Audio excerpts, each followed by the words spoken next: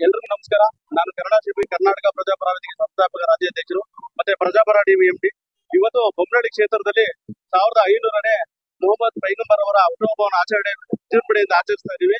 ನಮ್ಮ ಬೊಮ್ಮನಹಳ್ಳಿಯ ಜನಪ್ರಿಯ ನಾಯಕರು, ಯುವಕರ ಆಶಾ ಕಿರಣ, ಚಲನಚಿತ್ರ ಕರ್ನಾಟಕ ಚಲನಚಿತ್ರ ನಿರ್ಮಾಪಕರು ಮತ್ತೆ ಮಾಜಿ ಬಿಬಿಎಂಪಿ ಸದಸ್ಯರು ಮತ್ತೆ ಕರ್ನಾಟಕ ರಾಜ್ಯ ಯುವ ಮೋರ್ಚಾ ಮಾಜಿ ರಾಜ್ಯ ಅಧ್ಯಕ್ಷರಾಗಿರ್ತಕ್ಕಂಥ ಸೈಯದ್ ಸಲಾಮನ್ ಅವ್ರ ಜೊತೆ ಮತ್ತೆ ಬೊಮ್ಮನಹಳ್ಳಿಯ ಹಿರಿಯರ ಒಂದು ಅಧ್ಯಕ್ಷತೆಯಲ್ಲಿ ಇವತ್ತೇನು 1500ನೇ ಮೊಹಮ್ಮದ್ ಪೈಗಂಬರ್ ಅವರ ಹುಟ್ಟುಹಬ್ಬವನ್ನು ಆಚರಣೆ ಮಾಡ್ತಾ ಇದೀವಿ.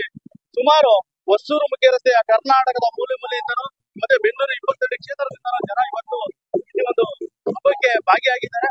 ಇದು ಬೊಮ್ಮನಹಳ್ಳಿಯಲ್ಲಿ ಇವತ್ತೇನು ಮೊಹಮ್ಮದ್ ಪೈಗಂಬರ್ ಅವರು ಅವತ್ತೇ ನಮ್ಗೆಲ್ಲ ಸಂದೇಶ ಮುಸ್ಲಿಂ ಧರ್ಮಕ್ಕೆ ಮಾತ್ರ ಅಲ್ಲ, ಅವ್ರು ಕೊಟ್ಟಿರ್ತಕ್ಕಂಥ ಸಂದೇಶಗಳು ಭೂಮಂಡಲದಲ್ಲಿರ್ತಕ್ಕಂಥ ಪ್ರತಿಯೊಂದು ಧರ್ಮಕ್ಕೂ ಅನ್ವಯ ಆಗುತ್ತೆ.